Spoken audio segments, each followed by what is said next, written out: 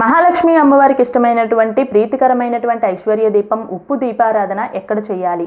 ఉప్పు దీపారాధన ఈశాన్య మూలంలో మీ ఇంట్లో చేయడం మంచిది. అలాగే పూజ గదిలో మహాలక్ష్మి అమ్మవారి చిత్రపటం పెట్టుకొని కూడా చేయవచ్చు. లేదు అనుకుంటే మేము ఇన్ని వారాలు చేసుకుంటాము అని అనుకొని ఒక పీఠం ఏర్పాటు చేసుకొని ప్రతి శుక్రవారం సాయంత్రం సమయాన్న ఈ దీపారాధన చేయవచ్చు. ఈ దీపారాధన సాయంత్రం చేసినది తెల్లవారిటి వరకు కూడా వెలిగేలా చూసుకోండి, ఇంకా మంచిది.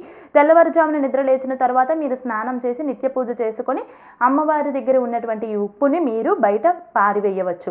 ఇలా మీరు చేసుకోవడం వలన మీకు ఉత్తమమైనటువంటి ఫలితాలు వస్తాయి. అయితే ఒక 3 వారాలు, 5 వారాలు, 9 వారాలు అనుకొని చేయడం చాలా మంచిది. మీరు ఈ నియమాలు పాటిస్తూ ఈ వీడియోకి ముందు ఒక 4 వీడియోలు ఉన్నాయి, మొత్తం పార్ట్ 4 వీడియోస్ అనమాట.